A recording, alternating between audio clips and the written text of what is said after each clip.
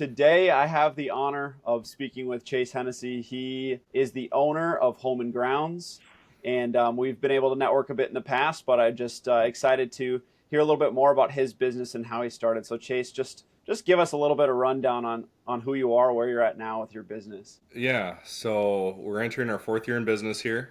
We're located in Blaine. We do landscape design build. So when I started, we did softscapes and rock removals and all kinds of stuff. And over the years, as we've got more specific tools, bigger equipment, things like that, we've gotten more into construction of outdoor spaces, hardscape, retaining walls. So most of our work revolves around retaining walls and patios, and then everything else is auxiliary.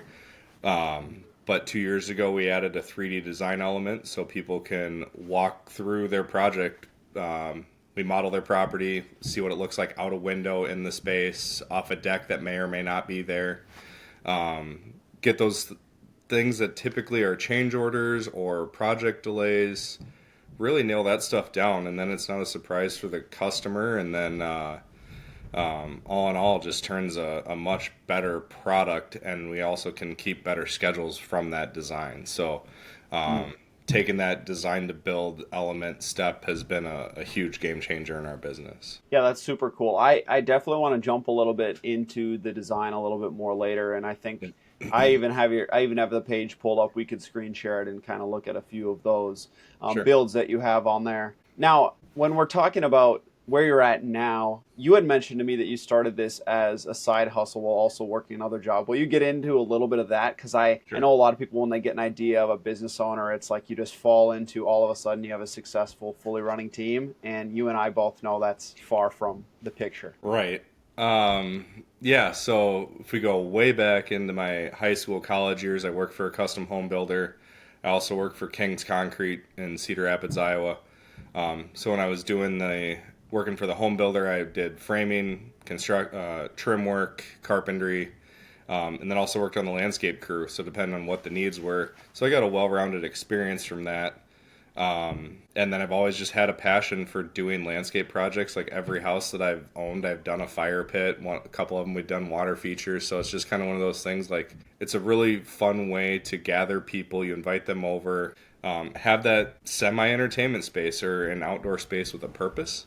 And when I worked for that home builder, we did a parade home that was a $1 million plus home with waterfalls and cistern tank. Like there was a lot of stuff that I was just a grunt on the crew at the time. I didn't know a lot of the engineering and science that went into it, but it was such a cool project when it was done that like I think that's what really sparked my outdoor living space, like wanting to do that on my own properties. But I worked for Menards, which is what brought me to the cities, and then it didn't pan out for what I'd hoped it would be, and then I got a job working downtown as a construction administrator for an architecture firm for about 3.5, 4 years, and then was part of a layoff there. Unfortunate circumstances where major client. They separated ways and we were on a staff reduction. So, and then the next firm I worked for, another architecture company, but doing more permit coordination, pushing paper instead of being on site. But project success, basically, and setting those projects up and making sure things get across and permitted in accordance. But then, COVID hit. I was not working very much, unfortunately, but there were a lot of requests on local Facebook community pages next door. Like people were cooped up at home wanting stuff done. It's like, I know how to do that. I can do a retaining wall, or they're trying to do it themselves and then they realize they're in over their head. So that's kind of where I started. Just I was working and take my laptop with and make sure if there was something came up I could address it. But then started helping people in the local community, not working too far from home, and then as part of another layoff there, and that was just because of the pandemic. And I've taken both of those as a blessing in disguise. My wife and I look back at it that I should have started this even before the architecture businesses, just to really could have taken it to a whole nother level by this point in our lives. Is now we have 5 kids, and the oldest being 8 and the youngest being 10 months. very busy household and running a business, and we just started our fourth landscape season. So yeah. Wow. That's incredible. I mean, at what point in like doing it, I mean, I know you said the layoffs, right? So, Yep. and what do you think it was about doing that on the side that gave you enough confidence or that you're like, "Hey, I'm going to go all in on this as a business." Yeah, I guess after being laid off, I didn't want to be under somebody else's control. Mm. And so I saw it as an opportunity to control what I could control. Obviously, we have some market factors and change in economy that we're kind of experiencing now. It seems like a lot of trades are kind of in a slower period than typical, but also Mhm. cost of living and cost of goods are more expensive materials. So as we've gotten more into the design space, people are wanting a lot of things done, but then what does this cost? And then we Mm. have to come up to with a plan of how to make it work within their budget. Is it a phase plan? What do we reduce, or what do they want to do themselves, kind of thing. But yeah, I think it was that I was having success.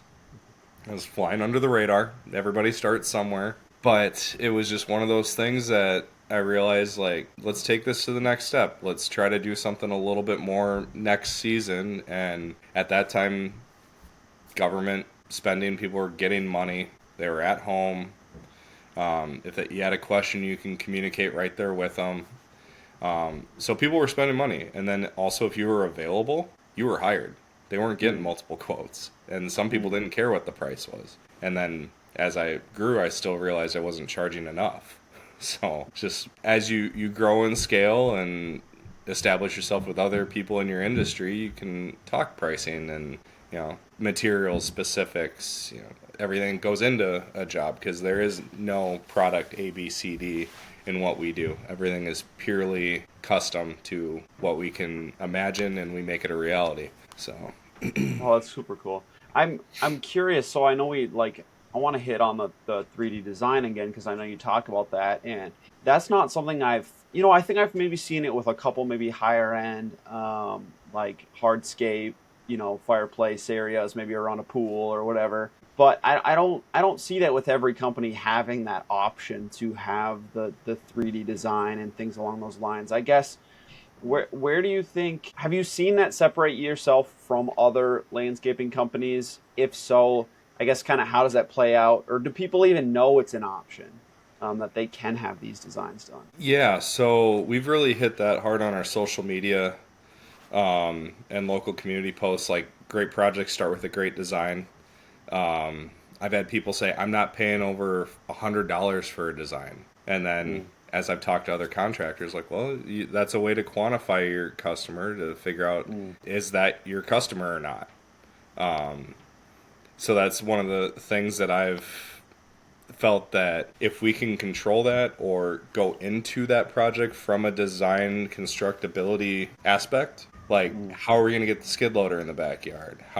Where are we putting pallets? Like, we're not able just to make a pile in the yard and the truck comes in and we pour a slab. Like, we have to deal with like a semi-sized trailer on staging some materials for patios and walls. And some areas, the moffett that it's on the back of a semi, they can't take it down a slope. Like, we have to move it with our skid loader. Or are there obstacles like septic tanks and fences and things like that? So mm. we really look at it on the logistics scale from the beginning, and then also how we're managing water coming off roof lines and neighboring properties or what have you. And from those conversations, we really find out what some people's pain points are on, you know, yeah, the neighbor's downspouts point right to my house and my basement flooded. And like, you get to Ooh. something that, in the past 2 years, we haven't had a lot of rain. And last year we had a lot of monsoon type rains.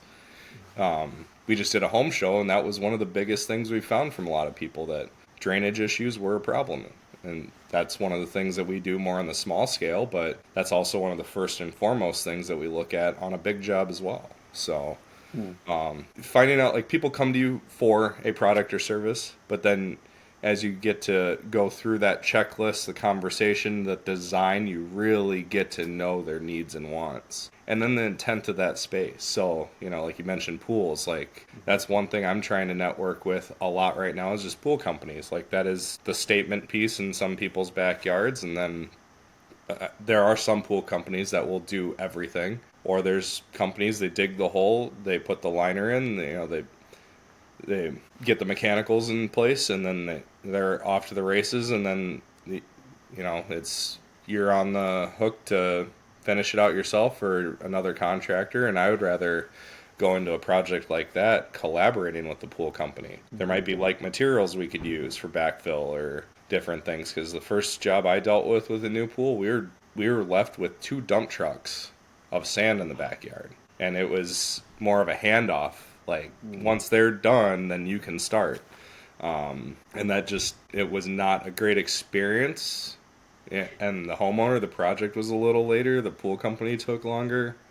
But those things happen. And like you said, you control what you can control, but a lot of that in what we do can revolve around a design and help keep schedule and staffing. So if it's like we're waiting on a permit to clear, we could do a small project here, a mulch refresh, a half-day job. So you got big jobs and little jobs, and what that we do as well. So Yeah. Along the design, not to tell you to knock other companies, but what I do want to ask is maybe if you could hit on the importance of having the experience for the design, and maybe some ways where you've seen these projects where maybe someone tries to go with a cheaper guy, not that they can't be good, but they try to go with a cheaper guy for a really big project, and some of the planning was overlooked. I mean, could you maybe hit on some of the areas where that could go awry? yeah, like last fall we ran into a couple of those where it was retaining walls. Like, granted, didn't need a design, but it was just comparing the other quote. And it was somebody that I knew, so they sent me the quote, and it's like the math wasn't matching. They were looking strictly at price. And I told him, I go, you got a site, it's a walkout unit on a townhouse. The door is like mid-span, so in 20 feet, you've got 9 feet of elevation change. That's a pretty big wall to get to that front door you're going to need. And I don't see that in the other quote. So you may be surprised with the change order at the end because they use more material, installed more wall, or that is their, oh, I have a visitor. You're fine. You're fine. You head upstairs, bud? No.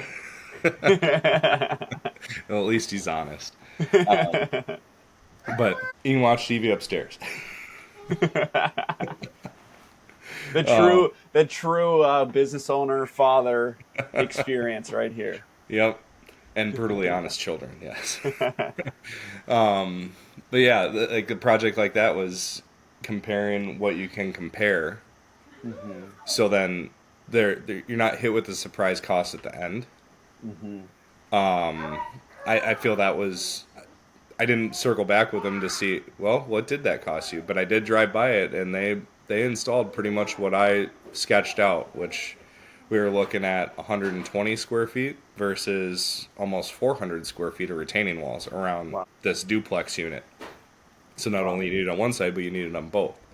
And then cost of materials too. Like, I don't know if they were using a cheaper block to save cost or different methods. So like some of those were taller walls, so there was some structural elements to them and permitting. So not to say that they didn't get a quality result, but maybe if we drive by that one in 5 years, we'll see if it's still standing. Yeah. No, that makes a lot of sense. I'm gonna screen share your design page, and maybe we can just look at a couple of those. Yeah. Let's see what we're looking at here. So I just thought it was super cool, and I've been so impressed when I see these.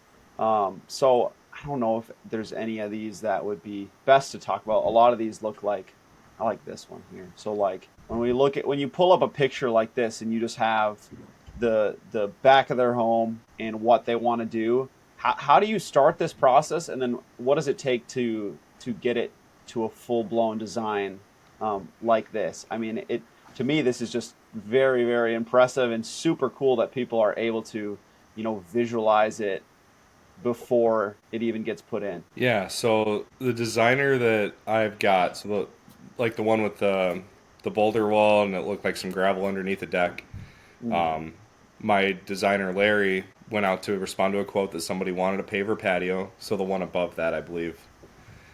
Yeah. He's like, this one could be, there's 16 houses around a detention pond. The houses are pretty much cookie cutter the same. And they've got the same scenario, whether it's a smaller retaining wall or no retaining wall. But how do we work with that space to make it meet their checklist? Because they contacted us for a patio, but they're needing a retaining wall and then more. Or also they wanted a fire pit, but being that close to the house, we know by code we couldn't do it unless it's a gas unit. So he's like, let's make something that is starting at price point X, and then you can serve different things. So with those seat walls or with those retaining walls, I try to make them dual purpose, so you can add it for seating. Not only the preliminary seats, like you have Adirondack chairs or people just want to pull up pop-up chairs or whatever around, but then you have that second row of seating of people that can't come and go, kids come sit down and they run back out in the yard or whatever. So try to make that space inviting, and then like when it comes to furniture, that could be the driver for how big that space may be. And then that other one that you were looking at, that's probably one of my favorite projects, and we got some really cool drone video of that one when it was done.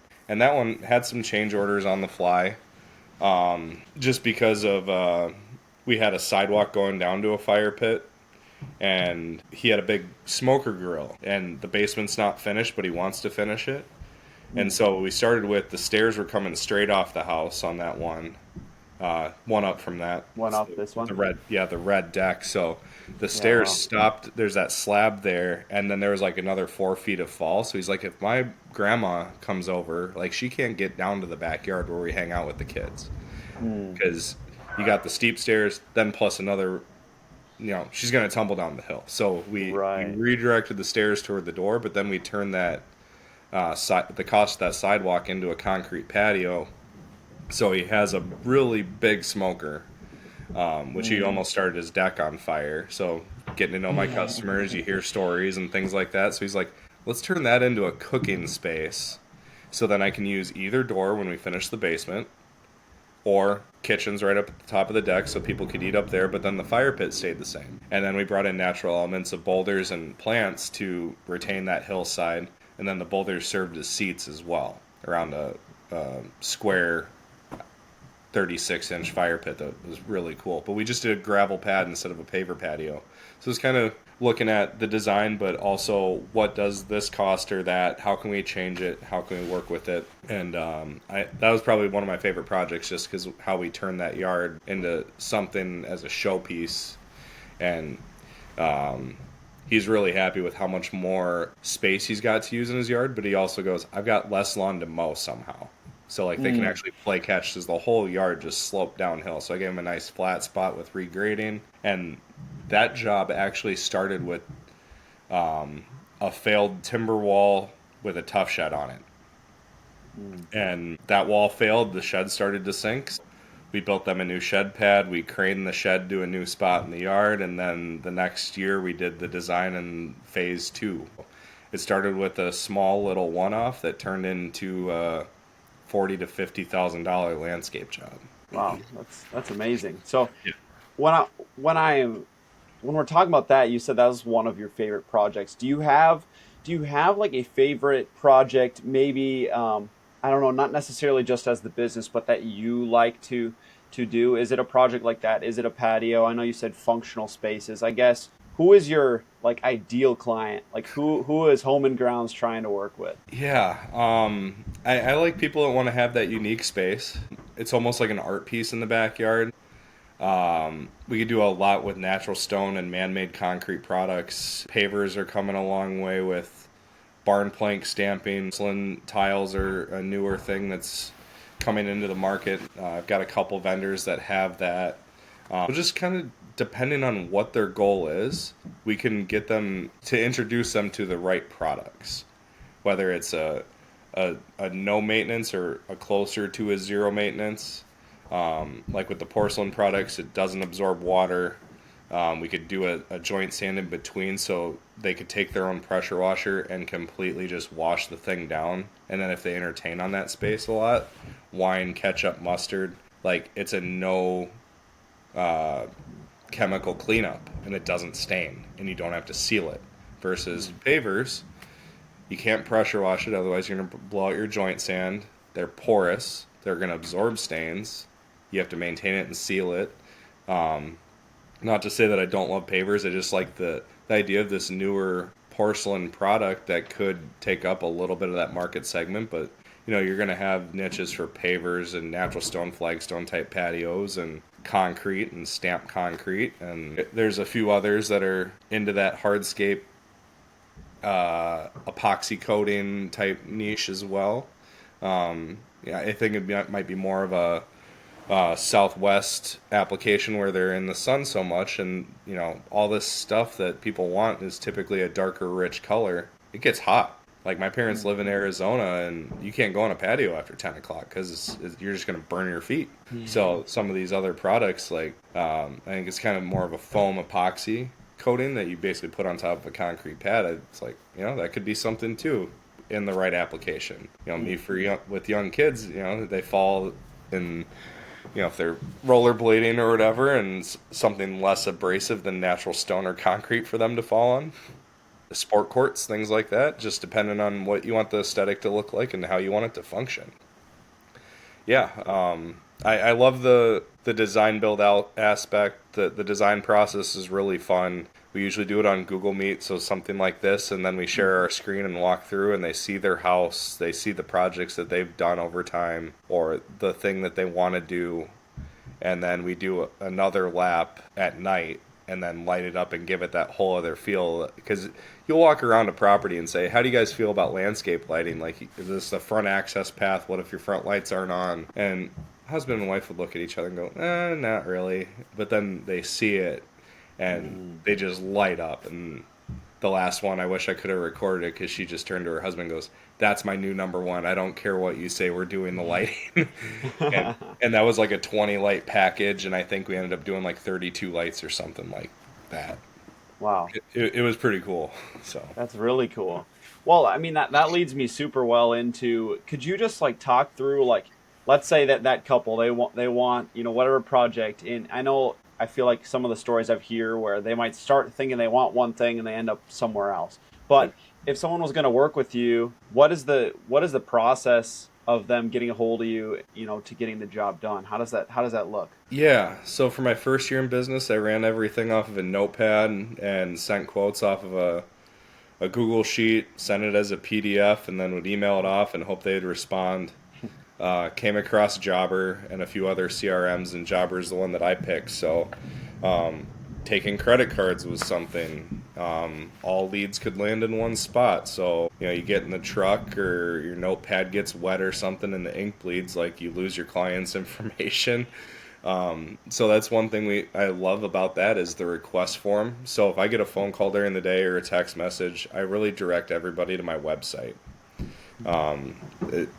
It's a big green button right on the header. It says request estimate. That's also linked to the contact us button on Facebook.